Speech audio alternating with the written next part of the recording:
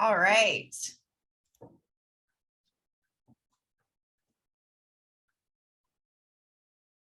We are going to get started. My name is Allie Spalding, and I am here with Prompt.io just to give some quick introductions. So hi, everyone, and welcome to an open discussion about ChatGPT and the future of constituent communication, sponsored by Prompt.io. Prompt, of course, is a robust texting platform for political organizations, advocacy groups, nonprofits. We offer texting via fully registered 10DLC, toll-free, and of course, short code. Our speakers today include US Congressman Will Hurd and Prompt founder and CEO Phil Gordon. So we're going to learn a little bit more about them. Over the past 2 decades, US Congressman Will Hurd has been involved in some of the most pressing national security issues and has helped major legislation, including national strategy for artificial intelligence. And of course, Phil Gordon is our founder and CEO here at Prompt. We empower organizations to deliver highly effective and engaging customer experiences via text messaging for campaigns, marketing, sales, and service. Phil is also a published author and, of course, a World Poker Tour champion and a professional TV analyst. We are incredibly lucky to have both of them today to discuss the buzz around ChatGPT, how AI can change how we speak to constituents, and what we are looking forward to in the future with this. So Will and Phil, I am going to hand it over to you as the experts. We are very excited to hear from you. Thank you so much, Allie. And Congressman Hurd, thank you so much for taking time out of your busy schedule to join us. It's such an honor to have you here. We really appreciate it. It's a pleasure, Phil. And please call me Will. I didn't like being called Congressman when I was in Congress. I definitely like it when I'm out. So thanks for having me. All right, thanks, Will. How long have you been involved with OpenAI? So I've been on the board now, coming on about 2 years. Joined when I got out of Congress, but I've known the organization for probably since early on in their inception because of my role and involvement with artificial intelligence on Congress. You know, when I first got to Congress, I held the first hearings on artificial intelligence. That was in 2015. And the fact that nobody had ever done a hearing on AI, and now there's a lot of it. It's fascinating to see how far we've come.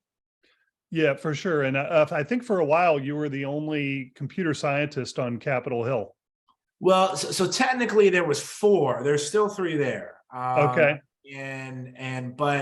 But there wasn't as much work on technology that was happening. You know, there wasn't a lot of cybersecurity work being done. Before I was in Congress, after being in the CIA, I'd helped start a cybersecurity company, and so being involved in the private sector on these issues, I was one of the only ones, but that gave me an opportunity to work on these issues because people recognize the importance of them. Yeah, for sure. For those who aren't aware, OpenAI is the maker of ChatGPT, which is what everyone's talking about. It's all the rage right now. We're going to dive deep into ChatGPT, but there are also a lot of other initiatives at OpenAI. Can you tell us a little bit about OpenAI and what they're all about, the scale of investment that's happening there? Well, ultimately, OpenAI was created to build artificial general intelligence in a safe and secure way. AGI defined is an algorithm that is smarter than most people on some kind of economically viable work. This is something that everybody thought was never going to happen, and this was kind of pie in the sky, sci-fi related activities. But I think ChatGPT is just an example of the kinds of things that are coming. And most people, they've heard of ChatGPT or GPT-3 was the first one that was usually available via an API that folks were using. ChatGPT is kind of internal. We call it GPT 3.5, but there's going to be several iterations of the generative text, and ultimately what it does is very good at predicting the next word based on tons of training. There's probably only 5 to 8 entities in the entire world that will probably have the resources to get to artificial general intelligence. And ultimately, our board is a nonprofit board, because the idea is that this tool is going to be so powerful. You need people that are focused on the development of it in an ethical and smart way, not just ultimately for financial gain. Yeah, for sure. And there are billions and billions of dollars flowing into this project now.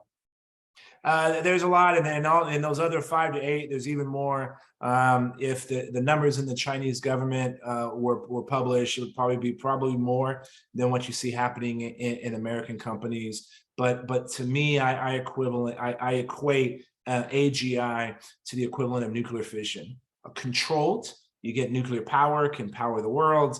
Uncontrolled, you get nuclear weapons that can destroy humanity. But the reality is what we're seeing with even something that within the firm we think is fairly basic, the power of this capability and how it's going to be able to aid humanity. So it's exciting, it's scary at the same time, but the opportunities to take a fraction of the time to do things that used to take us a long time, it's quite exciting. For those who maybe not familiar with this technology, we're going to show some examples here, but I wanted to spend just a couple of minutes on talking about what it is, and then give you a little something that, at a cocktail party, you can sound smart. So ChatGPT, the GPT actually stands for Generative Pre-trained Transformer. These are also known as large language models, or LLMs. And essentially, Will already alluded to this. What it's doing is it's been trained on a large corpus of texts from the internet, from books, from all different kind of sources. And people go in and they label these texts. And then there are a lot of examples that they're given for good answers to questions. And then that's the supervision and learning. All those answers are fed back into the model, and then it's basically has the ability to take new questions and look through that language model, predict what the next best word would be, and spit out unique and compelling answers that in most cases are, as good or better than what a human could generate. It's absolutely astounding technology. If you're on Twitter, like I am, a couple hours a day, it seems, the number of use cases and the things that people are getting ChatGPT and similar technologies to do is just absolutely incredible. I believe I read, Will, that ChatGPT is the fastest technology in history to get to 1 million users.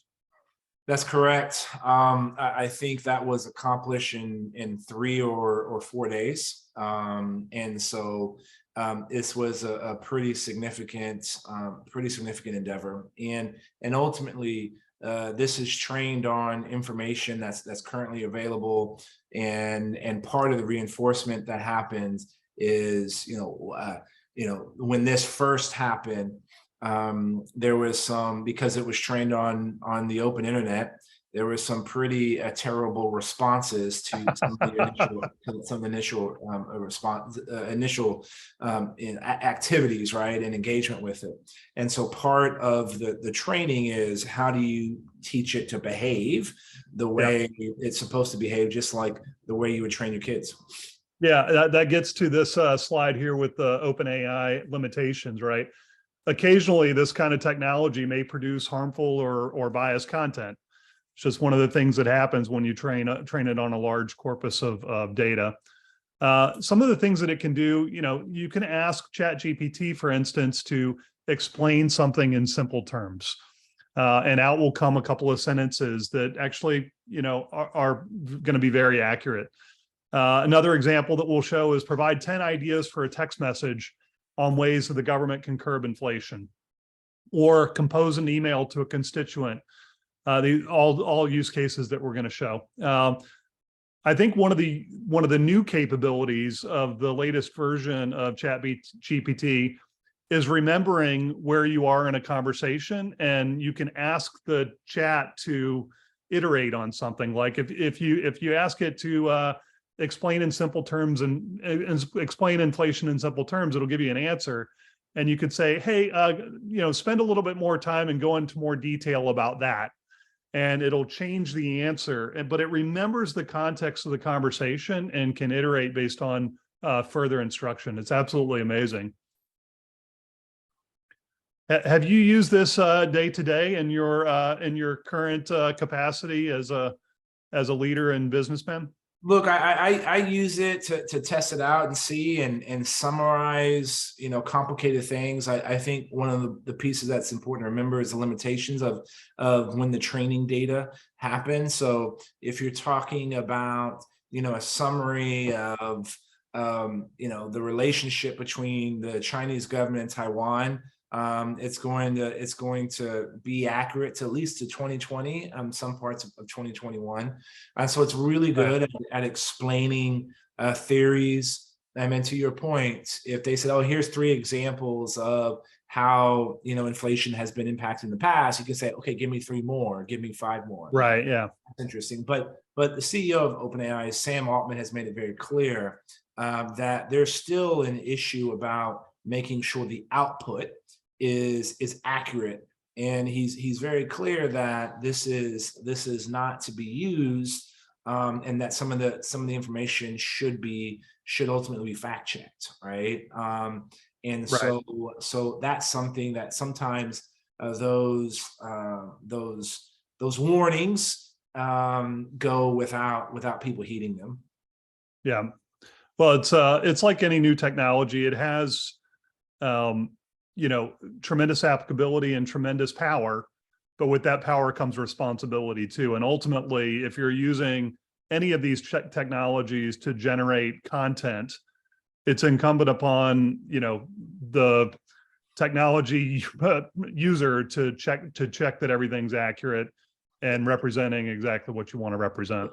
I've explained to many people, it's like a really good intern when I was in Congress. You say, hey, I'm getting ready to have a hearing on this. What's the background here, right? And instead of taking half a day to get that research, you can get that information in a couple of seconds, right? Yeah. And you still have to have a understanding of the topic in order to determine whether the response back was accurate or not. And so part of that increase in the reliability of the information is something that we're constantly focused on, as well as the quality of the output. And that is, again, a goal with, GPT-4, 5, and 6 and future iterations of the algorithm. A lot of the people that are on this call, we service political campaigns, elected officials, a lot of advocacy organizations, nonprofits, but a lot of the people that are attending this call may be considering a run for office or helping people that are running for office.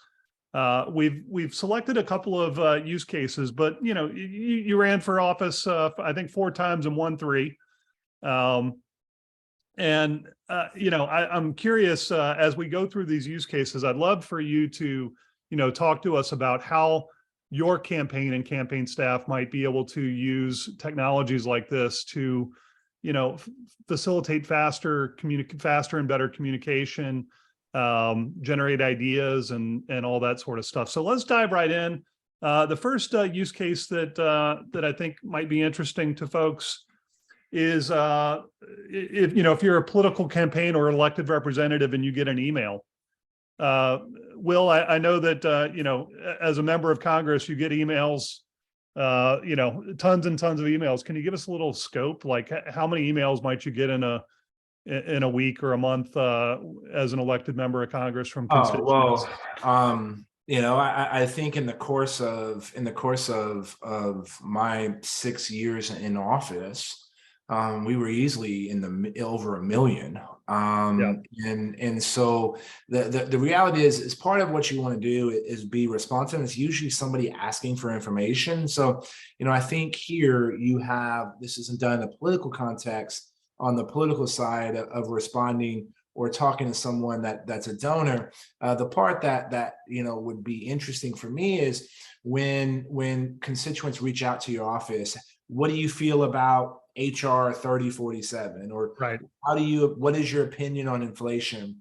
And what would be fascinating and getting to a point, and we're not in this use case yet, where you can do more fine tuning. So think of ChatGPT or the next iteration of it being a college student, and then you go and train that college student even further. So not only are they trained on the general information available, but they can be trained on my specific communication, like the letters that I wrote to constituents, the speeches that I gave, and then you can tailor that. So in this case, if you knew John had shown up for a particular event, or he signed up, or he's supported, advocacy campaigns, that's the kind of information that you would be able to help tailor a particular response to him. Yeah, I think it's really fascinating to think that, the ChatGPT has been trained on this large corpus of publicly available, literature, right, or speech, right?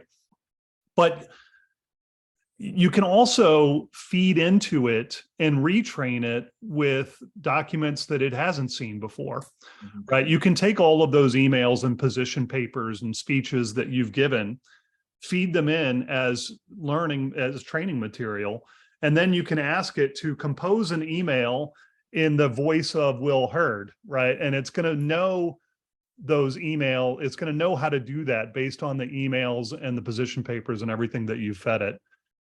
It's going to be completely game changing, I think, once people have that facility to feed in, quickly and easily this new training set, so that they get back out, a generalized knowledge base or a general purpose AI engine with the information that you fed it, right? Your particular stances are going to be very different from someone else on Capitol Hill, but the AI engine itself will be able to cater to that. But as you can see, here from this example, we asked it to generate a letter for a donor, and back came what I believe is a really well-written letter that addressed all the key points, and it does that nearly instantaneously. So let me, I'm going to shift over to a quick demo. Let's see if I can make that happen. Yeah. Okay. There you go. So here's the OpenAI playground. And again, you can sign up for this. This is available today. Like everything I'm going to show you, you can do 5 minutes after this presentation stops. So I'm in ChatGPT and I'm entering the voter named John Smith, cares about environment and taxes. Let's change this environment and inflation, right? What are which are two key issues for the campaign? Compose a short personalized email thanking for the donation. Okay, just hit submit. The AI engine is going off. And just a couple of seconds later, back comes your personalized letter. And you can see this is different than the one that was previously requested. One of the Zoom chat questions from one of the attendees: if two people give the exact same parameters, will the output be the same? The answer is no. This is a statistical model, and the answers that you'll get back with the same exact query will be different. And you can ask it to compose a different answer, or this looks pretty good, but give me a different second paragraph, and it'll go back and it'll fix everything for you and iterate there. But I think that's a pretty cool use case there. And again, if you can train this stuff on your own data set, your own outbound emails, your own position papers, I think this could become really, really powerful. Yeah, and look, I think ultimately this decreases the time to get a first draft of something. So any kind of text generation, research, it reduces that time, because ultimately I think you would want to personalize this a little bit more. Maybe there's something else that you would want to add, right? And so that is the time to get to production, right? And to getting something out is just reduced significantly. Yeah, for sure. Okay, let's talk about a different use case now. So that was composing an email. At prompt.io, we do a lot of texting, sends millions and millions of texts, both for elected representatives and for folks running for office. And here I've asked it to compose 3 text messages stating that inflation is the most important issue facing the country. And I've asked that the text be specifically 300 to 320 characters in length. For those who don't know anything about texting, you know that 320 characters fits in 2 segments, right? And so you want to make sure that the messages are long enough that you don't fall over in that 3rd segment and have it cost a little bit more. And here you can see the variants here are remarkably good. They're different enough that I do believe that you would see sizable differences in engagement if you were to run this. One of the benefits of the prompt.io texting platform is that we have A/B testing. And so you could take these 3 variants, you could load them up into our texting engine, send them out to a couple of thousand folks each, and then the software will tell you which one's getting the best engagement and which one's losing. And you turn the ones that are losing off and you run the winner out for the rest of the time. But I think this A/B testing and ability to generate variants of different kind of social media messages or different kind of text messages will be a tremendous benefit to folks and make things really fast. Yep. Look, again, this gets back to your ability to engage with constituents is critically important. I think of my goal when I was in Congress was to get a response back to a constituent within the week. Oftentimes this was difficult because we're having to do the research on whatever the particular topic is. And so anything that cuts down our time in order to get a response back is pretty significant. Yeah, for sure. And another question along these same lines from one of our attendees. So if you were to use content like this, do you own the content and the given output, or do you have to attribute this text message or content to being generated by ChatGPT? So there's currently some disclaimers through the playground.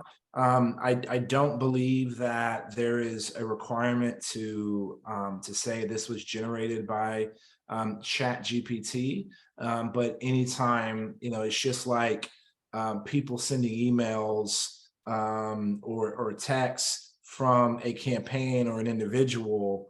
I think some of those same rules would apply, but this is. I think I am not the appropriate legal counsel to Okay.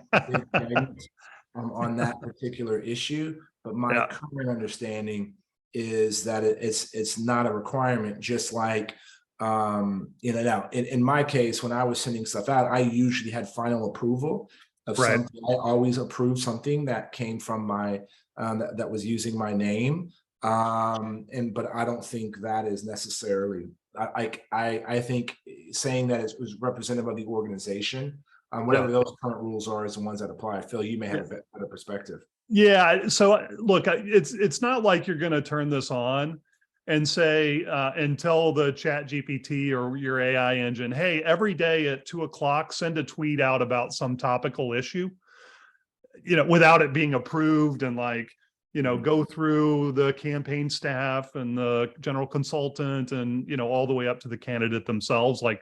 You're just not going to do that, right? Everything that is generated here, you can think about it as a boilerplate or a idea generator, or, and you may end up using the text as written, but it would be irresponsible. And I think you would still be held responsible if you publish anything that is generated here under your own social media account or send an email that was generated here. No one's going to know that it was generated by AI. You're going to be held account for it. So you really need to be careful here and make sure that you're approving all the text and read it for both content and character and tone as well. Yeah, and look, there are some initiatives to look at whether, can you determine whether something was AI generated or not. Yeah. There's outside initiatives. We're dealing with some in-house within OpenAI as well as a way to be able to do this. And there was already a case of a media firm that was passing off AI generated articles as their own. So I think with, as is always the case, being honest and open with the people you're engaging with is the best use case. People that are using chatbots now know you're talking to a chatbot, Right. and so I think use the same values that we've been using in other forms of communication is important. Yeah, I will say that this variant stuff, I think, is a really great use case. In our, a bunch of our customers use, A/B testing. That's why we built it into the platform. And we can see up to a 20 to 25% variance in engagement, even with very similarly worded, text messages like this. Like, there's not a huge amount of difference between these things, but you'd be shocked at how much just a few keyword differences can make an engagement over over a large set of outbound text. So I think this is going to make, that generating those variants a really straightforward process and can be super powerful. And we're planning on building this into the product later this year. Another great use case here is, composing social tweets, right? Giving you ideas for social posts. So here we asked ChatGPT, major issue for voters, inflation, compose 5 tweets to drive people to the polls on November 8th that include a hashtag inflation. You can see it does a pretty good job here. It also, keeps it within the tweet boundary. And it automatically knows what a tweet is and how long a tweet can be. And it's going to make sure that your tweets aren't too long. And it also understands that hashtags can be inside of the text and also at the end. So it's been trained on, these social media platforms and best practices for those platforms. Another one that I find particularly exciting, I think, is opposition research. So this could be a really interesting thing. So I took the Twitter feed from Ron DeSantis and I fed it in, and I asked it to provide a 3 to 5 word summary of each tweet. And you can see that it did a really good job here of understanding what these tweets were. And it really is understanding, right? It's ingesting this text and using artificial intelligence to figure out the underlying meaning. And then it's able to use the transformer capability to do what I asked, which is provide this 3 to 5 word summary of each tweet. So, you can imagine your campaign potentially, scanning social media and looking for all of these all these either outbound tweets or inbound replies, and coming up with summaries and counts and things like that. Could be very, very interesting. Yeah, and again, I reiterate what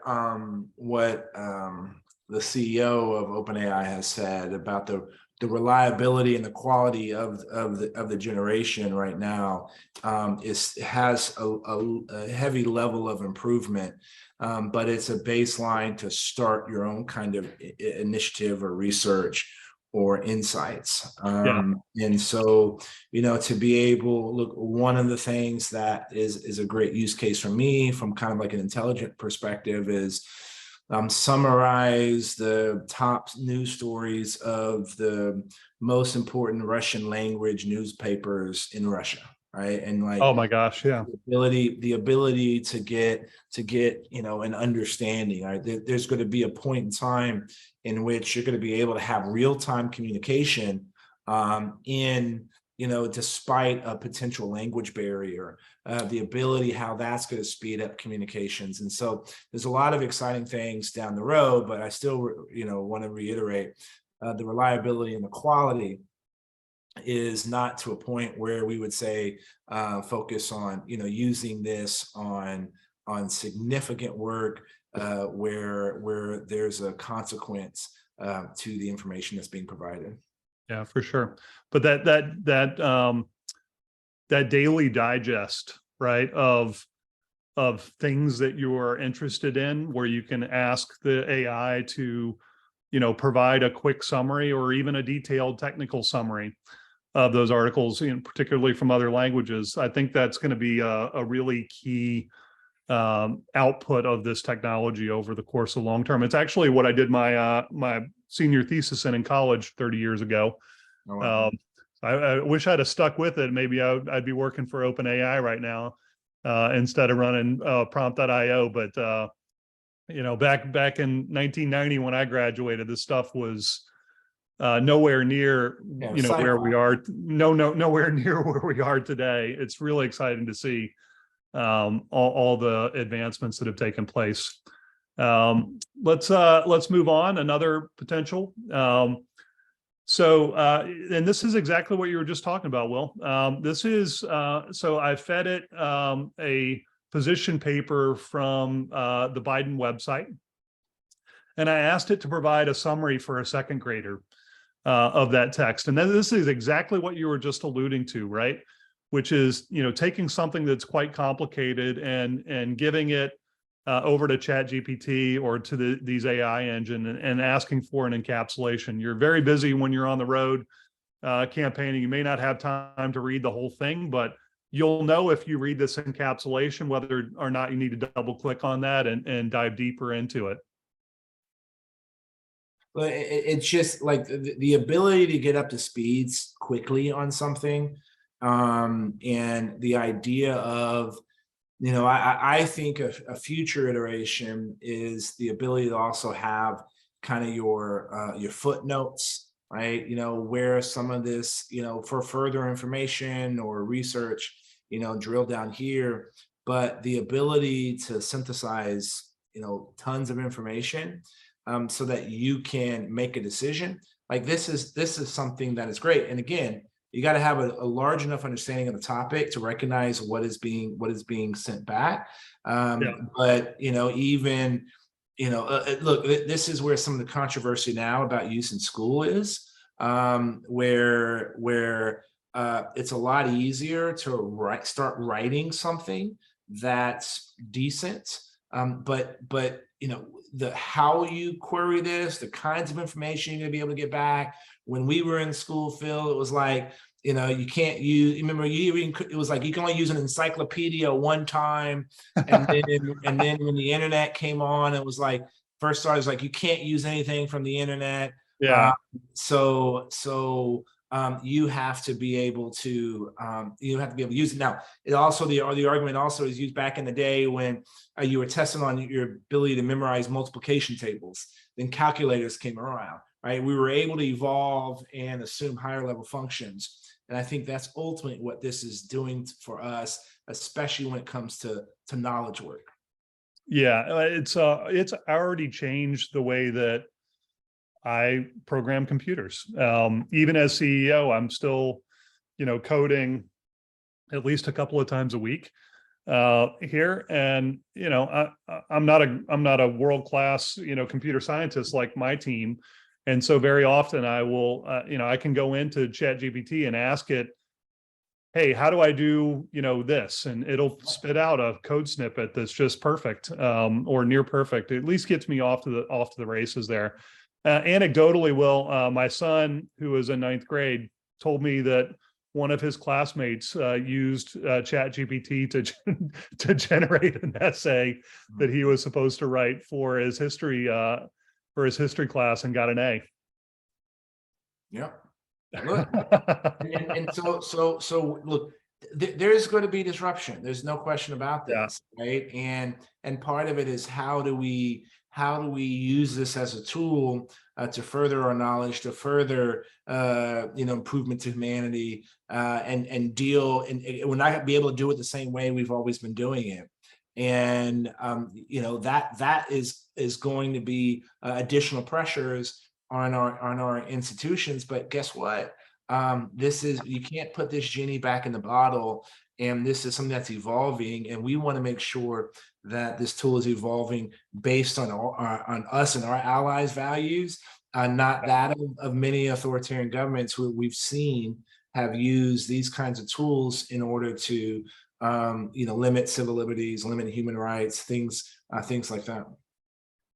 Yeah, well, it seems like there'll be a new, a new race, right? And the race to get this technology and into a form where it is usable, practical, and not being used for nefarious purposes will be, we're going to be in a race against those that want to do the opposite.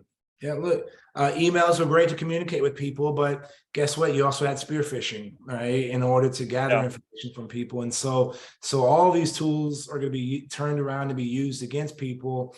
And, look, I'm a cybersecurity professional. And so the future of cybersecurity is good AI versus bad AI. And how do you deal with that? And so, I spend a lot of time on disinformation, and, these tools can be used to propagate disinformation. They also can be used as tools to inculcate us from disinformation. So this is the struggle. This is the yin and the yang, and that's always going to exist when we have technologies, and that's why it's important to understand these tools and talk about how do you use them in a way that furthers humanity rather than hurts humanity, and takes into all these use cases. And so it's a scary time, but also an exciting time, and because there's going to be a lot of debates on how this stuff should be used. But it was funny. Niels Bohr was asked back in the 20s or 30s, excuse me, when he was involved in trying to unlock the atom. Reporters were asking him, well, why are you going to do this? And why are you going to make these weapons? And he goes, we're not making a weapon. We're uncovering the truth. This stuff exists. And so part of this is, how do you develop in a way that furthers humanity's goals? Yeah, for sure. Well, so this summarization, great key use case, just a couple of more, and then we'll get to some questions from the Zoom chat. Here, I simulated sending out a text message to supporters, right? Asking them to send a list of your concern, send your number one concern. And then I asked ChatGPT to take those inbound texts and give us a summary and account of the various issues, right?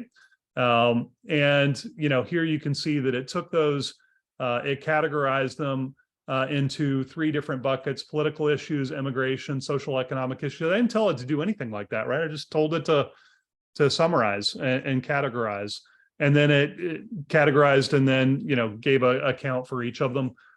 Really remarkable that the technology is able to take general purpose instructions like this and then do bucketing and analysis of each sentence and say, yeah, this one's like that one and that one's like this one.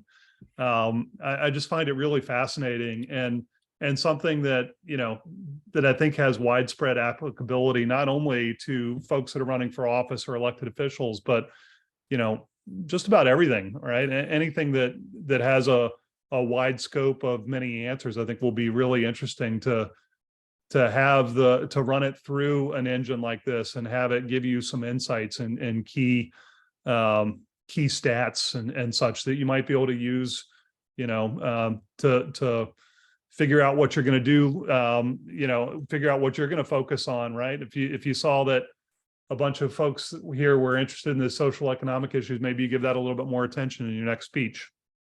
Look, the ability to categorize large volumes of data, a congressional office, you get so many things coming your way. Yeah. And the ability to understand and understand those patterns leads to better effective outcomes. And ultimately, at a time when so many, I think there's some folks from Europe that are on this case, but here, speaking in the US sense, the lack of trust so many individuals have in their institutions, especially their political institutions, to repair that trust, you talk about the things that they care about. And any tool that gives you an ability to better understand what people care about is going to lead to good outcomes.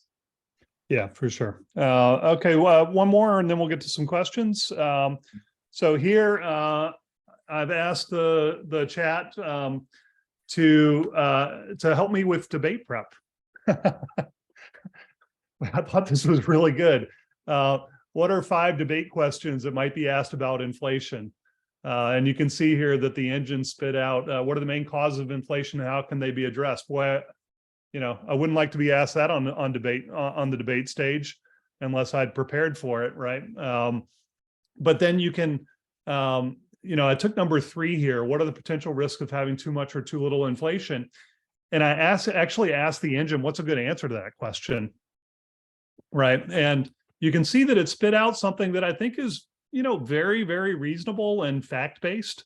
Of course, I would take that and also spin it however I wanted to spin it, right? But at least gives me a starting point in the conversation with the team to figure out, how we're going to approach questions like this. Is this something that you could ever see, a presidential candidate, potentially using, or their presidential candidate's team using to try to get a head start on these kind of issues? Look, to be able to get to a point where you get smarter on topics that people care about, anybody is going to want to use that tool. And so I don't think you're going to get to a point where someone uses that exact verbiage and language, but to have this as either a check for your own information or a starting point to do further research. Yeah. And look, you now also don't have to have the smartest people, like you don't have to have a think tankers involved in responding to each one of these questions. You get some pretty good research of your own. Yeah, let's just go in and do this one more time. Potential risks of having too much. What are the potential risks of having too much inflation? Provide the answer in bullet point form. Provide 3 answers in bullet point form, right? Instead of a paragraph. I haven't tried this before. Let's see. Yeah, there you go. Right. I mean, this would be a great start for you to, or for folks to try to figure out, like, what are the top 3 things that I should be focused on here, right? And look, if I'm being overly hopeful, maybe this actually rises the tenor and the kinds of conversations we're having, because this could ultimately help educate people more as they're going through this. That would be something that I would I would hope would have a long-term impact on kind of the conversation. Yeah, well, these are just, these examples that we've given here: composing replies, generating variants, generating social posts, doing opposition research, generating summaries, category replies, debate prep. These are just, things that me and my team came up with along with some of your input. There are hundreds others. The scope of what this thing is capable of doing is unlimited, only to your imagination. I think one of the interesting things that I think will evolve out of this long term, curious what you think, is that instead of being content generators as a job, maybe your job becomes a ChatGPT prompt generator, and knowing how to ask the questions to engines like this to get the responses that you want will be an important skill for folks everywhere, no matter what their profession is, to have. Really, I don't care what industry you're in. These kinds of tools are going to have an impact to every industry, and so being comfortable and conscious of them matters. It's also important that when we look at any kind of technology like this that's going to be so disruptive, there's a policy question around this, and how do you ensure that these things are following the law, right? Oftentimes when new technology is introduced, people always want to carve out exemptions because it's so new. No, look, we have a lot of civil liberties laws. We have a lot of human rights laws. And the tools that are being made can't violate those things, right? And so I think that is something, when you start looking at how the world in which we're living and how these tools are being used to ensure that they have more of a net positive impact on society than not. There is a lot of questions around the legislation of some of this technology as well. So I think that is going to ebb and flow as well, and then also internal debates that companies like OpenAI are going to have about how their tool can be used. Yeah, for sure. Well, we've got a couple minutes remaining. I know you got to hop to your next call, probably some important televised interview or something, or a board meeting. But we did get a couple of questions from the audience. From Bonnie, how do you stop racial gender bias from occurring with engines like this? Look, it's two things. It's kind of data that's being provided at the front end, and then also the fine tuning that happens as you go along. And that's something that a good section of the company is involved in. Again, I'm on the nonprofit board that oversees this, so Sure. getting into the nuance of how the company operates, I'm limited, but this is a concern that's taken in. And again, it's the data that's provided, it's the people involved in training the data, and it's the kinds of things that you're training for it. This is a growing area in artificial intelligence to ensure to eliminate biases, not only on racial and gender related items, but anybody, if you haven't read I, Robot in a long time, Isaac Asimov 70 years ago came up with this notion of being able of having biased training data is what's going to lead to the poor use of these tools, and that exists and is true today. Yeah, an AI engine is only as good as the data that it was used, that it was trained by, right? And the data that you put in will obviously, can obviously have biases, right? And so you need to be very careful about training the training set and understanding that the outputs are a reflection of that training data. And making sure the people that are involved in looking at these things are not biased themselves, right? And so that's why need to have the importance of the folks that are involved in every part of this stack, this work stack, is reflective of our society. Yeah.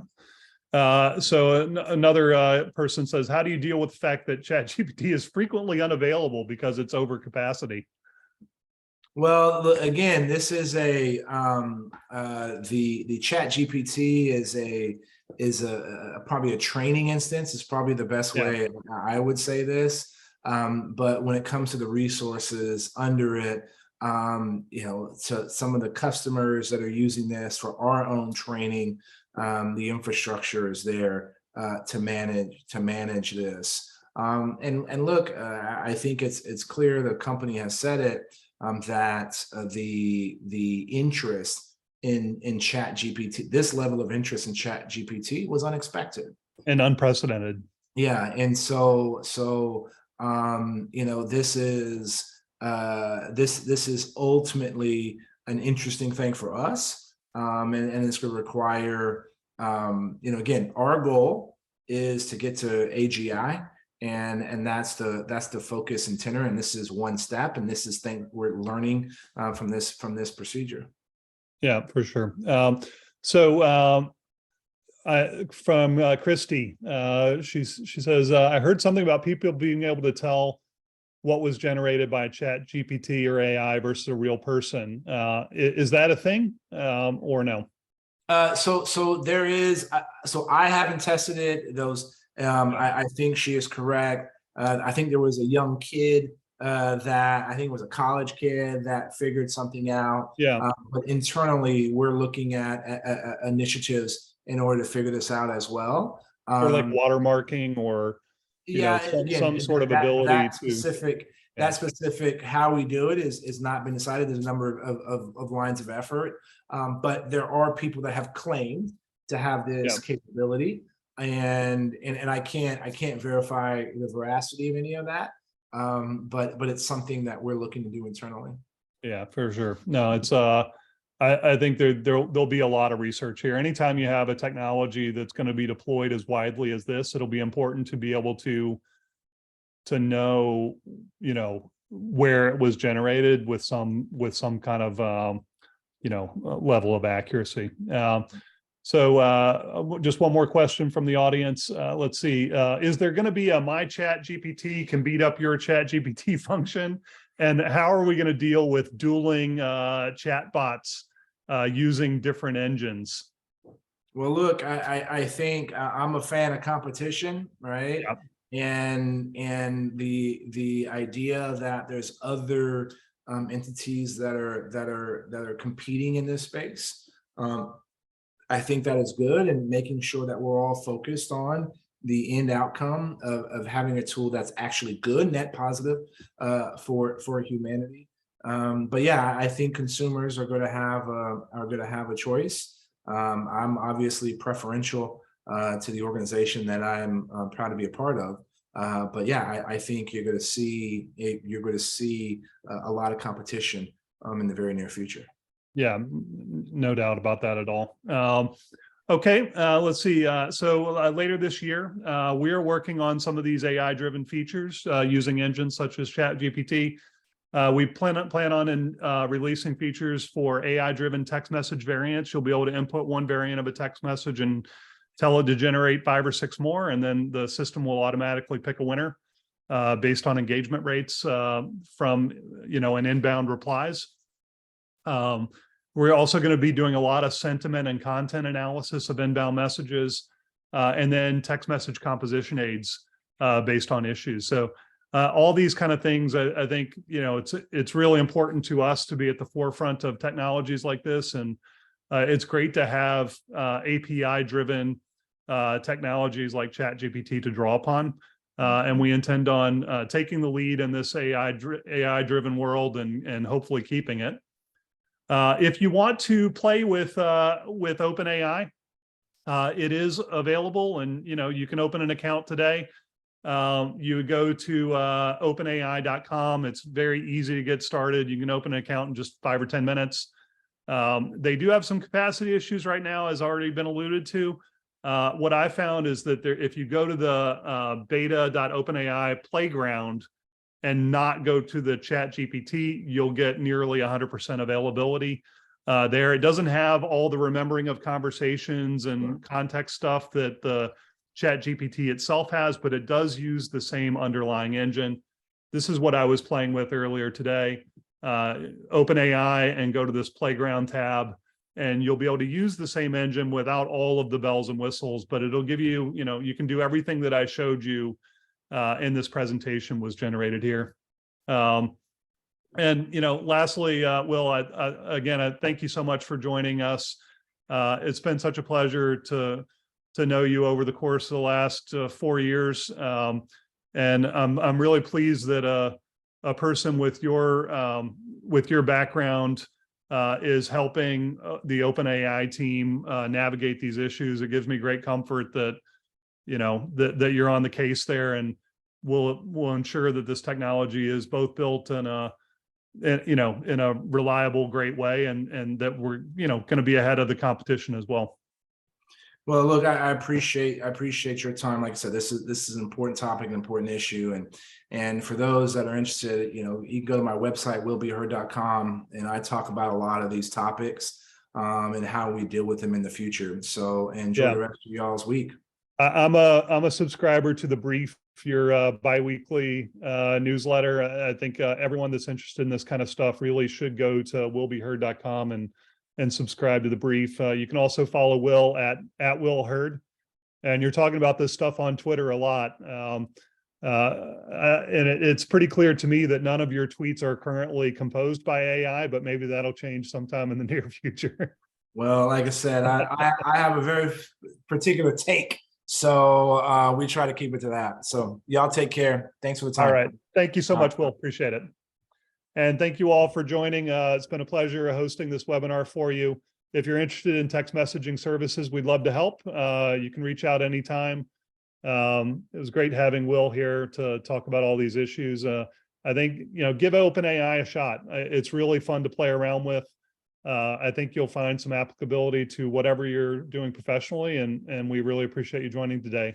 And thank you to my team for arranging this. Allie, really did a great job here. Really appreciate everything you did. Thanks so much, Phil. As mentioned in the chat, we will be sending out a recording of this webinar. So I certainly will be rewatching again. There's a lot of really great nuggets in there. And I think, you know, there's so much that's going to be happening with ChatGPT. We are excited to send this information out to you. Thank you again, Phil. And of course, Will, who had to hop off, and everyone who joined. We hope that you have a great rest of the day and evening. Thanks so much. All right. Thank you all.